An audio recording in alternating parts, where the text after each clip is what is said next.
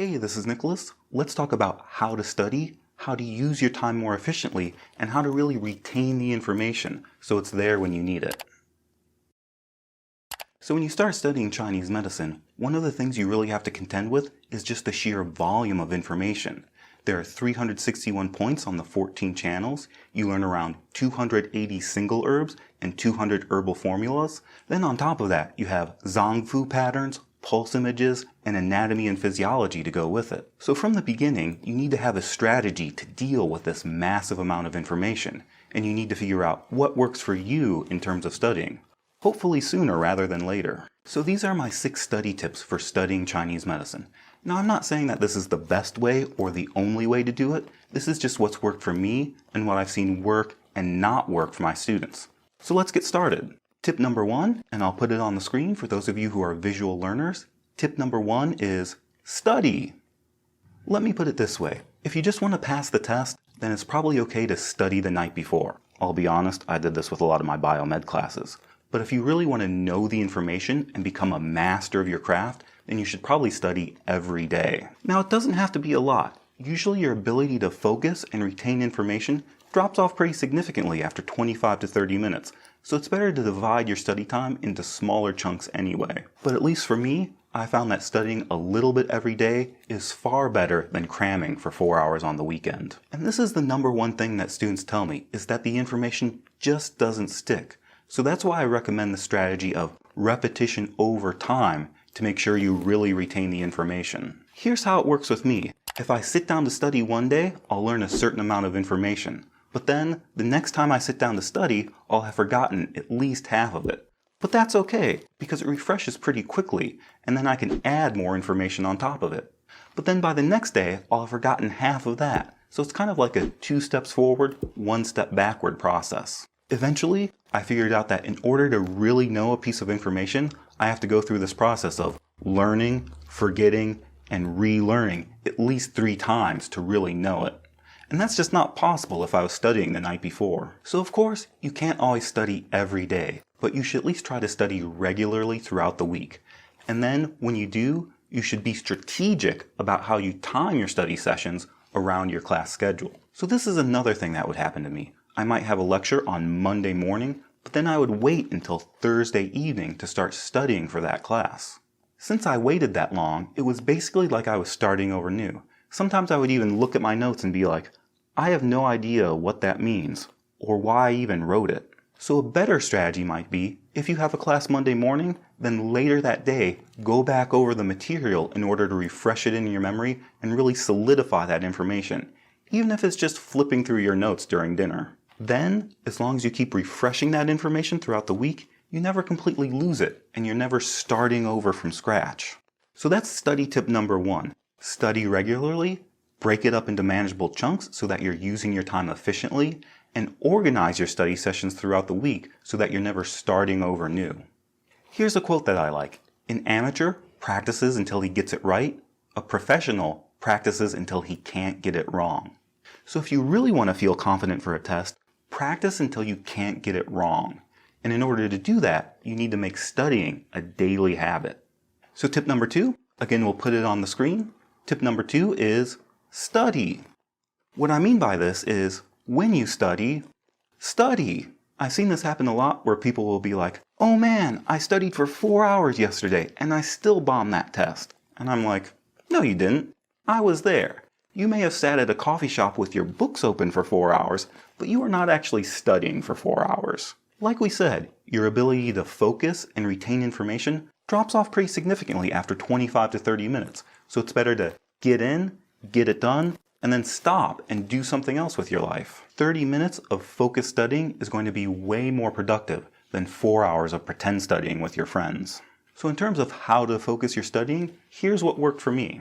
Number 1, I usually study alone. Sometimes it's good to be in a group right before a test so I could talk it out and fill in any gaps that I missed, but the bulk of my studying was just me with my notes and no distractions. Number 2, I had to get out of the house. If I tried to study at home, I just ended up doing the dishes, checking my email, or getting a snack instead. So instead, I would go someplace like the library, leave my phone in the car, get done what I needed to get done, and then leave and do something else with my life. And number 3, have a plan. Have a goal of what you want to accomplish in each session. That way you're never sitting around thinking, okay, what should I do now? So if I had to get through a category of herbs in 1 week, I might say, okay, on Monday, I'm going to do herbs 1 through 5 and make sure that I know them really well. On Tuesday, I'm going over herbs 1 through 8. On Wednesday, I'm doing herbs 1 through 10. Thursday and Friday, I'm reviewing the entire category to make sure I have it. When I plan it out like that, it's really simple. I know what I need to do, I get done what I need to get done, and then I stop and do something else with my life. Tip number 3. Tip number 3 is simplify and condense. When it comes to Chinese medicine, especially in your first year, I'm a big believer in less is more. Now don't get me wrong, textbooks are great. They can really help expand and clarify concepts and create connections between ideas that you might not otherwise notice. But when it comes to just drilling the information that you need to know for a test, the more you can simplify and the more you can pare it down, the easier you're going to make it on yourself. For example, when you read your textbook for the location of lung 1, it might say something like, on the lateral aspect of the chest, in the first intercostal space, 6 Sun lateral to the midline, 1 Sun inferior to Yun Men lung 2. Now this is a great explanation if this is your first ever experience encountering lung 1. However, for the purposes of studying, you don't actually need all of those words. The most important parts of that description are first intercostal space, 6 Sun lateral to the midline. That's the part that you need to remember. Then, once you simplify that information to its simplest form, you want to organize that information so it's all in one place. And how you do that is really about personal preference. Some people like flashcards, some people like to have a notebook with drawings and color-coded charts. Me, I like to type things up in tables and lists. That way I have everything I need all on one page, very clearly in black and white. Now again, this is just what works for me. A lot of people think that that's really boring and monotone, but I'm kind of a boring and monotone person, so do what works for you. So along with this idea of simplifying and condensing, just a word of caution. I occasionally get students who are really into recording lectures. Then they tell me that their way of studying is to listen to that lecture over and over and over. Now personally, I would not recommend this, not unless you have a whole lot of free time. Because honestly, if you record a 3-hour lecture, there's typically not 3 hours of useful information. So it's just not an efficient use of your time. If you're an auditory learner and you like listening to things, you might be better off recording the information yourself in a condensed form and listening to that instead. Side note, on my website tcmstudy.net, I have audio lectures for the single herb categories. Basically, I took what would have been a 3-hour classroom lecture and condensed it down into 20 minutes. So if you like listening to things, that's something you can check out. Alright, tip number 4, and this is related to the process of simplifying and condensing. Tip number 4 is, whenever you can, try to make connections instead of just memorizing. So the basic idea here is the difference between facts and concepts. A fact is a discrete piece of information that you either memorize or look up in a book. A concept is an idea that you understand, and the more you understand concepts, the less you have to memorize. For example, I don't have to memorize that lung 10 benefits the throat. Instead, I understand that lung 10 is a yin spring fire point, and spring points clear heat. Then, I also know that the lung channel has an internal pathway that goes to the throat. So if you put those two together, it makes sense that lung 10 clears heat to treat sore throat. So by making those connections, that helps me remember multiple things about channel pathways, point categories, and individual point functions. Now, there are admittedly 2 potential problems here. Number 1, there are certain things that you just have to memorize. For example, you just have to memorize which points are Qi cleft points. There's no pattern and there's no reason. It's just something you have to memorize. And you also have to memorize that Qi cleft points treat acute conditions and pain. But once you memorize those 2 things, you can put them together, and now you know the functions of 12 points on the body. The other thing is, sometimes these connections aren't exactly obvious, especially when you're at the beginner level. So sometimes you have to rely on a good teacher or a textbook to point those connections out. And if you don't have that, it might be a little bit difficult. So that's why in my acupuncture videos and herb lectures, I try to take the time to very clearly point out these connections, So that way you can see how channel pathways and point categories relate to point functions, or how herb functions relate to taste, temperature, and entering channel. So if you haven't seen those, go ahead and check those out as well. Alright, tip number 5. Tip number 5 is reproduce. No, not like that. Here's what I mean. I've seen a lot of people that, when they study, they just kind of flip through their notes and say, "Oh yeah, I remember that. Oh yeah, I got that." But then when they get to the test, it turns out they have nothing. They blank and the information just isn't there. So if you want to be sure that you really know the information, when you're done studying, you need to be able to close your notes, close your books, and reproduce that information from nothing. This is the difference between recognition and recollection. A lot of people will skim through their notes and they think that because they recognize the information, that means they actually know it.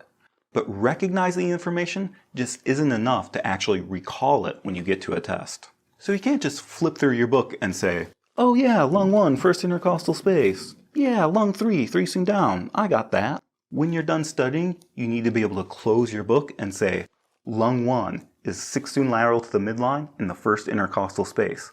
Lung 2 is 6 soon lateral to the midline below the clavicle. Lung 3 is 3 soon down from the axillary fold. Lung 4 is 4 soon down. Lung 5 is on the radial side of the biceps tendon," and so on. So this is why I like tables and charts. It makes it easy to cover up one side, and then you can go through and make sure that you can actually recall the information. And that's also why I like lists. So if you're studying a category of herbs, you can look through the list and make sure you can name the important things about each herb without having to look at your notes. So if you really want to know the information, make sure you know it with your books closed and that you can reproduce that information from nothing. Tip number 6 is study the way you're tested. Now I know that people love to talk about how they're visual learners or auditory learners or tactile kinesthetic learners, and that's great. But the truth is, as an acupuncturist, you need to train yourself to navigate all 3 domains. You're going to have to read your charts, listen to your patients, and palpate the channels to find the points. You can't just say, "Oh, I'm a visual person, I can't do all that." So when it comes to studying, I would say, regardless of what type of learner you are, practice the way you're going to be tested. So for example, say you have a point location test. The way it usually works is you get a piece of paper with a list of points on it, and you get a set of stickers, and you have to put those stickers on the points. So you can practice for that test in the same way. Make a list of points and practice putting stickers on those points. That way, you're training yourself so that a visual cue elicits a tactile kinesthetic response. And that way, when you get to the test, you don't have to be nervous because you've done it all before. Or say you have an herb ID test where you get a set of samples and you have to write down the names of the herbs on a blank sheet of paper. Well, the way to practice for this test is get out your herb samples, get out a blank sheet of paper, and practice writing them down. But most of your tests are probably going to be written multiple choice tests. And written tests are inherently visual by nature. So that's why, even if you're not a visual learner, I recommend incorporating some sort of visual component into your studying. For example, when I study a category of herbs, I like to have a list. That way I can point to the words on the page and say, "Ma Huang, ephedra herba, promotes sweating to release the exterior for Taiyang excess, stops cough and wheeze, and promotes urination to treat edema." That way I'm training myself so that when I see the words Ma Huang on the page, it triggers that information, and that's what's going to help me remember it for a test. So those are my 6 study tips. Study every day in small amounts. When you study, study. Condense and simplify the information. Less is more. Create connections. Whenever you can, try to understand ideas instead of just memorizing. Make sure you can reproduce the information from nothing, and then study the way you're tested. So these are just things that I found that work for me. So what works for you? What tips have you found that are helpful in your studying? Go ahead and let me know in the comments below. So these are just general study tips that really apply to any subject. Next up, we'll have a video specifically for how to study herbs. I'll link that here and in the description below. And if you want to check out some more videos about how to study effectively, I recommend the YouTube channel by Thomas Frank. He has some great videos on different studying methods that you might like, so I'll link that in the description below as well. So I hope you enjoyed this video, because that's all for today. Thanks, and see you next time.